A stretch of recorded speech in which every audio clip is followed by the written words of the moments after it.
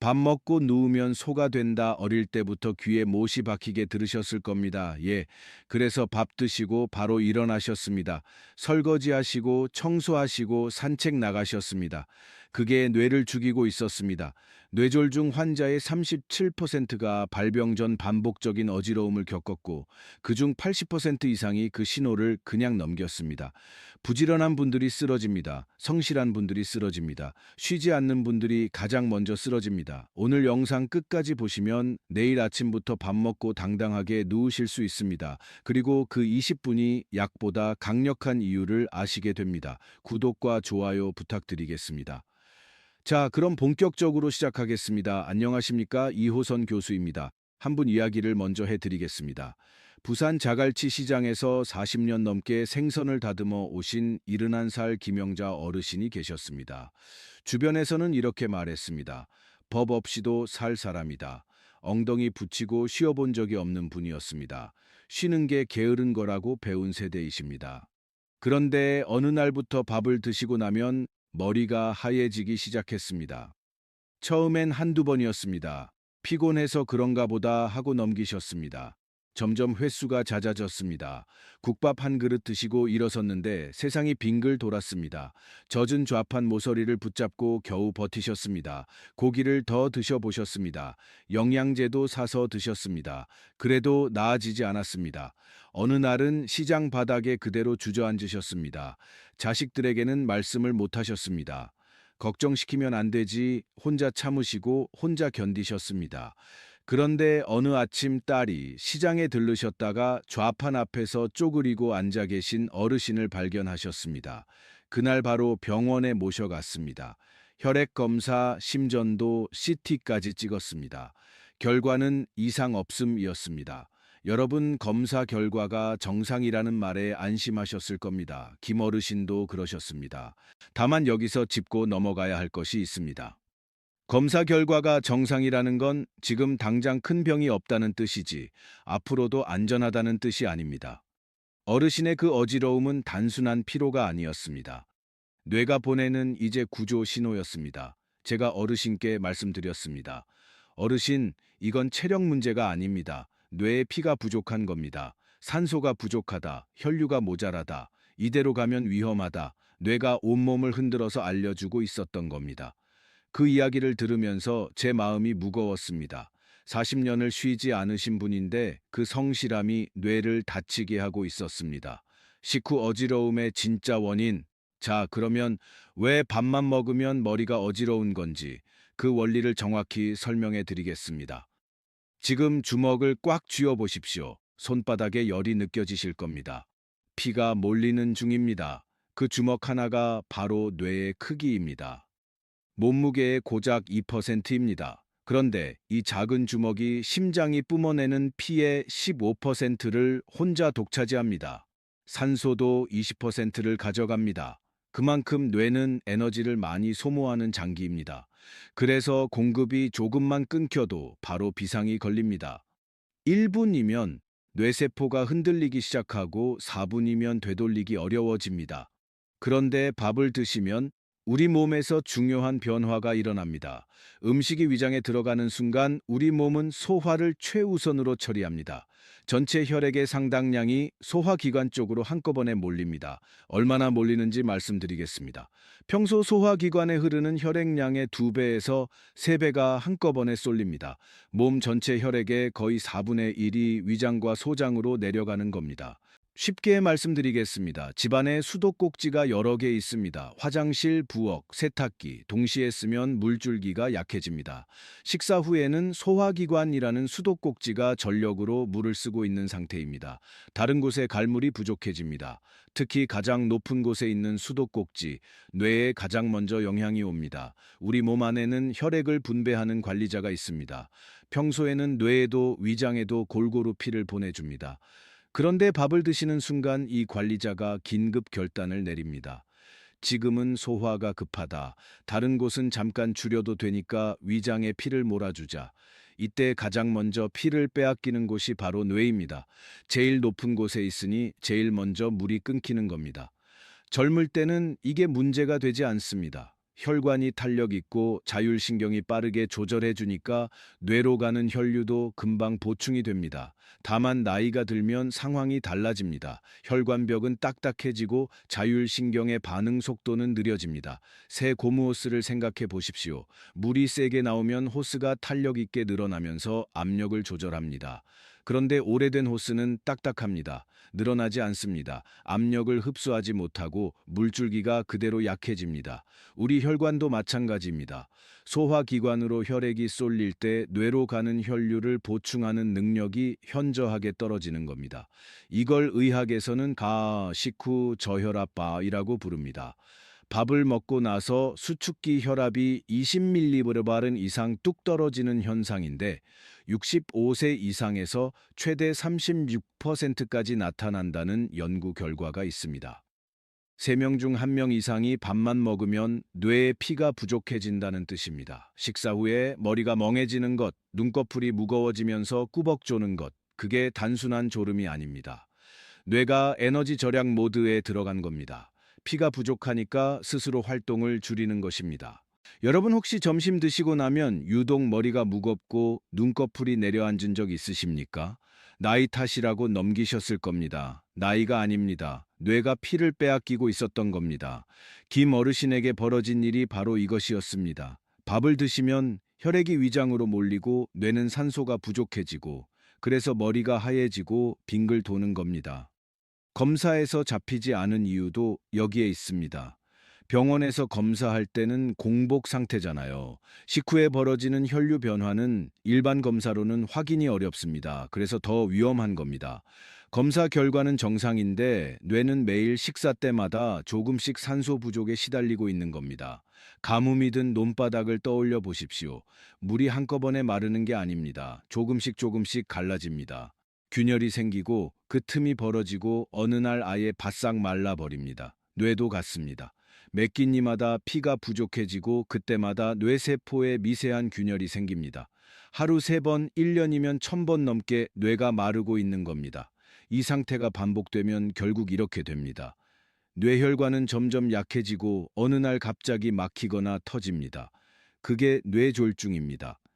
하지만 논바닥도 물을 대주면 다시 살아나는 것처럼 뇌도 피를 되돌려주면 회복이 시작됩니다.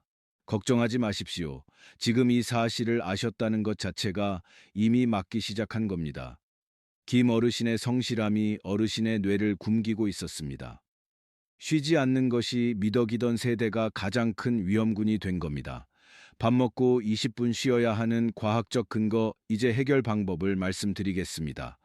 이 방법이 김 어르신의 증상을 바꿔 놓았습니다. 밥 드시고 나서 20분 그냥 누우십시오. 이렇게 말씀드리면 대부분 이런 반응을 보이십니다. 밥 먹고 누우면 소 된다며 게으름 피우는 것 아닙니까? 아닙니다. 이건 게으름이 아니라 전략입니다. 왜 그런지 설명해 드리겠습니다. 우리 심장은 가슴 한가운데에 있습니다. 그런데 뇌는 머리 꼭대기에 있습니다. 아파트로 비유해 드리겠습니다. 심장은 지하에 있는 펌프입니다. 뇌는 10층 펜트하우스입니다. 서 있거나 앉아 계시면 펌프가 10층까지 물을 올려보내야 합니다. 중력을 거슬러서 올려야 합니다. 평소에는 이게 가능합니다. 하지만 식사 직후에는 상황이 다릅니다. 혈액이 소화기관으로 대거 빠져나간 상태잖아요. 도중에 펌프에 물이 부족한 겁니다.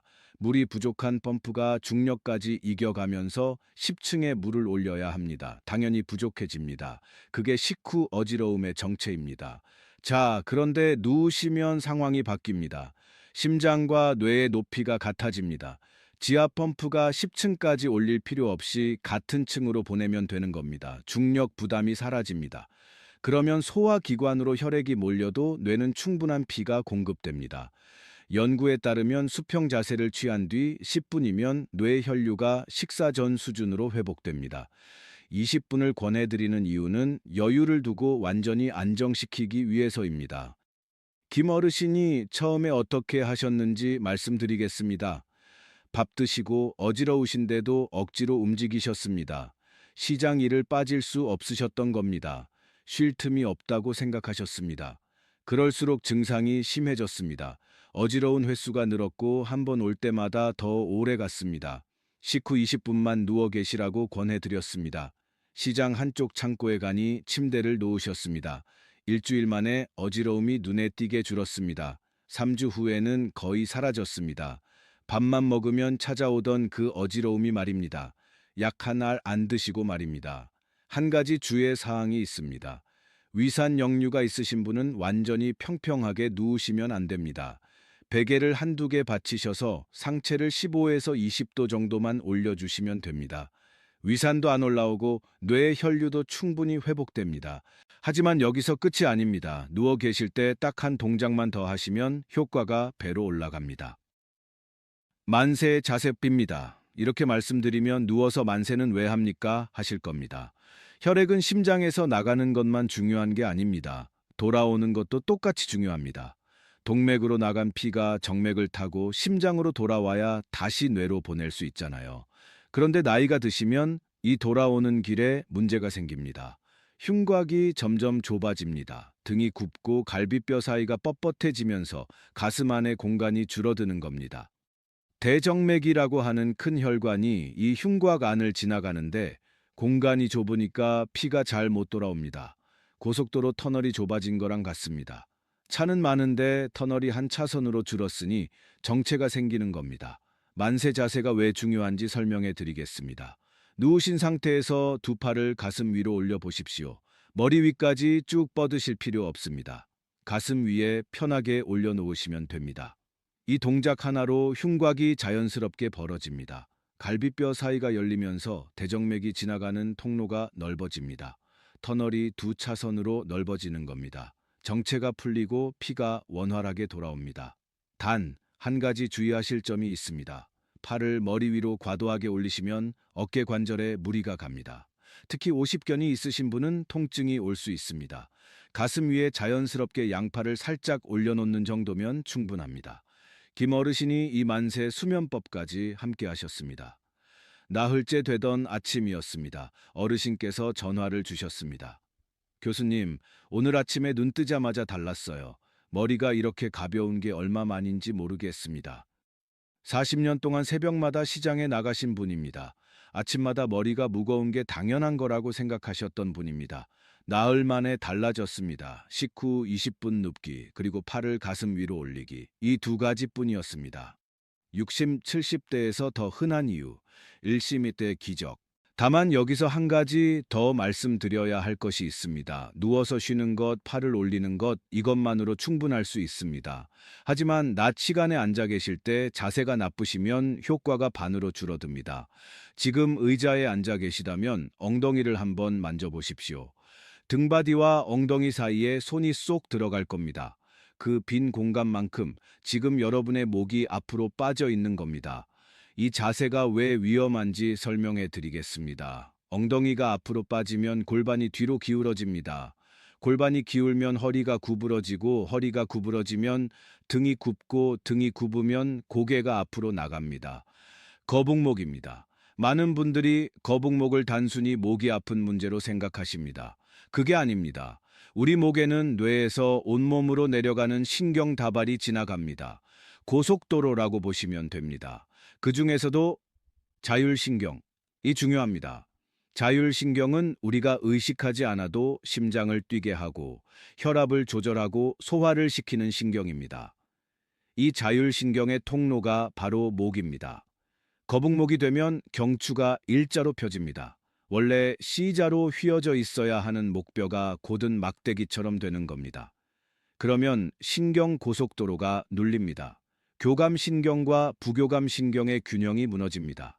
교감신경은 긴장시키는 신경이고 부교감신경은 이완시키는 신경입니다. 이렇게 생각해 보십시오.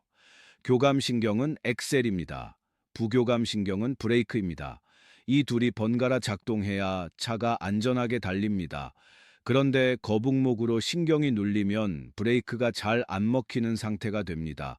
엑셀만 밟히고 있는 겁니다. 몸은 항상 긴장 상태에 놓이고 혈압 조절이 제대로 안 됩니다. 그래서 식후에 혈압이 뚝 떨어질 때 몸이 제대로 대응을 못합니다.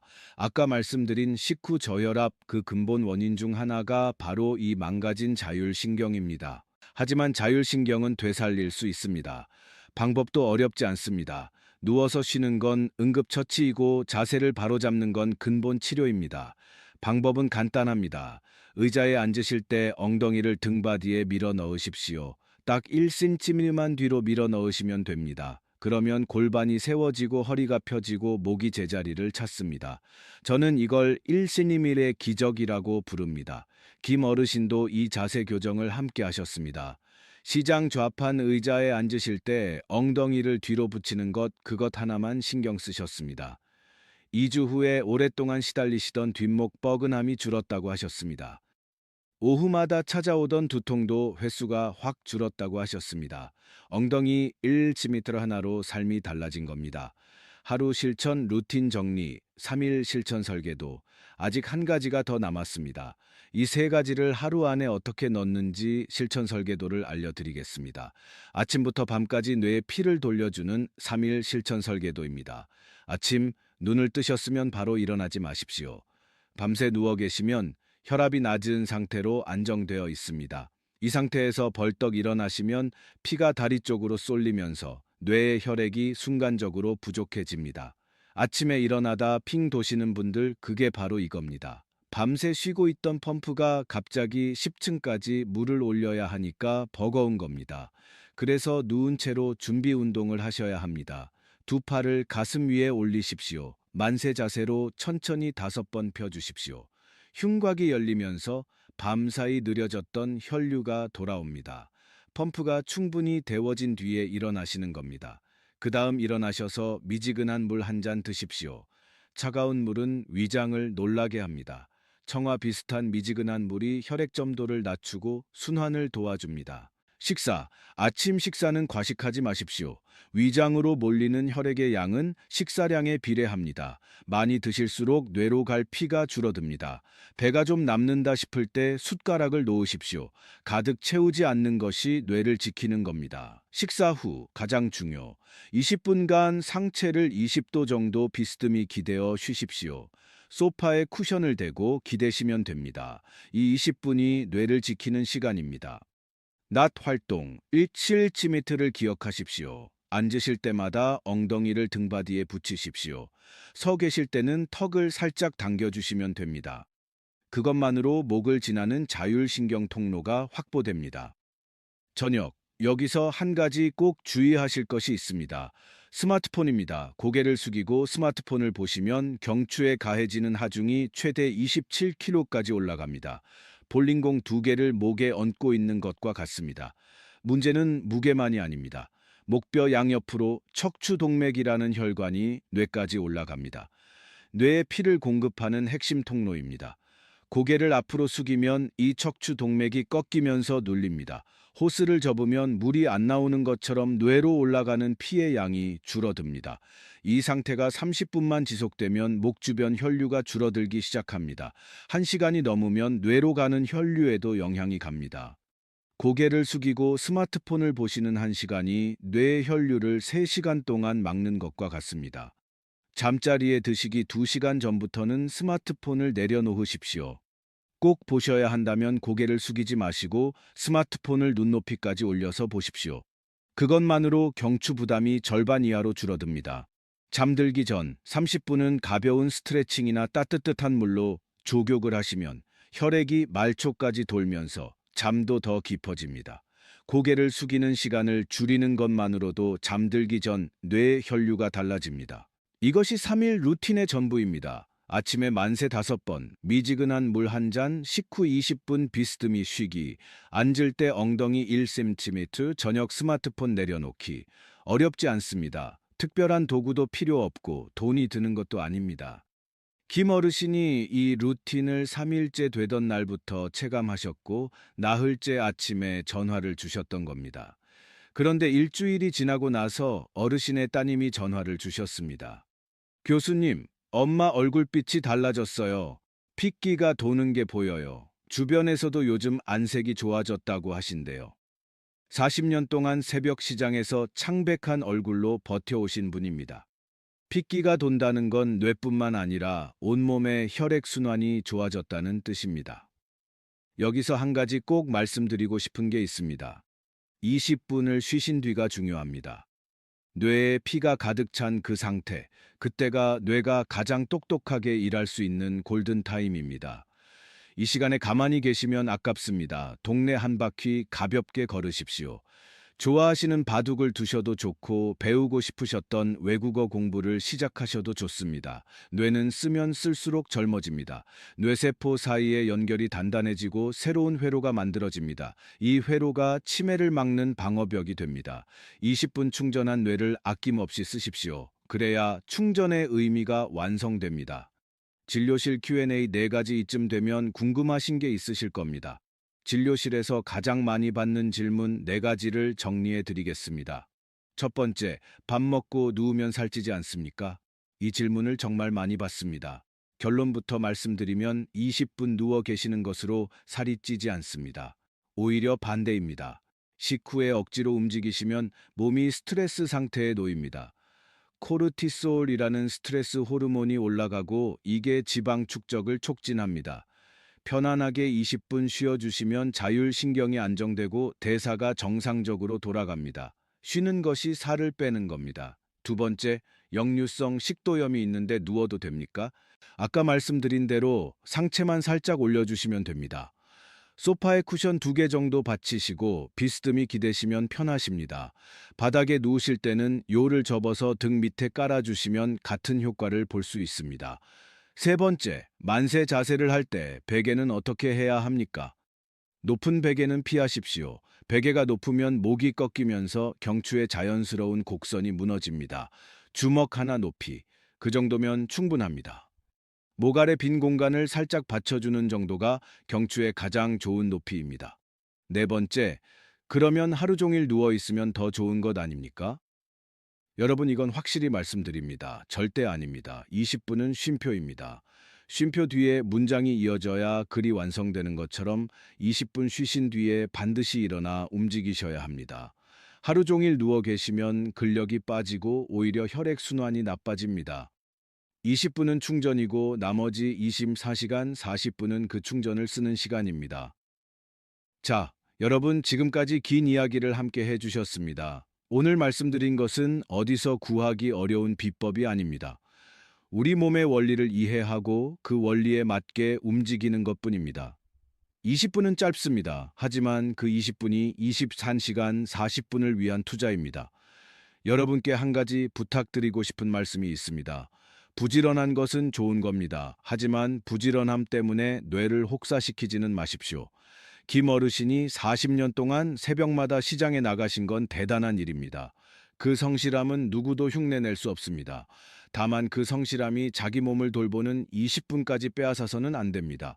여러분은 충분히 하셨습니다. 새벽부터 일어나 가족을 먹여 살리시고 아프면서도 하루도 안 쉬시고 자식 걱정에 본인 걱정은 뒤로 미루셨습니다. 평생 그렇게 사셨습니다. 이제는 쉬셔도 됩니다. 이제는 여러분 차례입니다. 20분. 그건 여러분이 마땅히 누리셔야 할 쉼의 권리입니다. 잘 쉬어야 더 잘 움직일 수 있습니다. 잘 쉬어야 더 오래 함께 할 수 있습니다. 그리고 잘 쉬어야 맑은 정신으로 손주 이름을 부를 수 있습니다. 그런데 여러분, 오늘 이 이야기를 끝까지 들으신 것만으로도 이미 다른 분들과 다릅니다. 건강 영상을 보고 실제로 3일을 실천하는 분은 100명 중 1명도 안 됩니다. 내일 아침 눈을 뜨시고 만세 한번 해보십시오. 그것 하나면 100명 중 1명이 되십니다. 혹시 지금 이 영상을 보시면서 떠오르는 얼굴이 있으십니까? 아침마다 어지럽다고 하시는 어머니, 밥 먹고 나면 소파에서 꾸벅 조시는 아버지, 괜찮다며 손살에 치는 옆집 어르신, 그분에게 이 영상을 보내주십시오. 이 영상 하나가 그분의 뇌를 지킬 수 있습니다. 그리고 여러분이 오늘 느끼신 것 댓글에 20분 가슴이라고 남겨주십시오. 여러분의 댓글 하나하나가 더 좋은 콘텐츠를 만드는 큰 힘이 됩니다. 오늘도 긴 영상 끝까지 들어주셔서 감사합니다. 이호선이었습니다.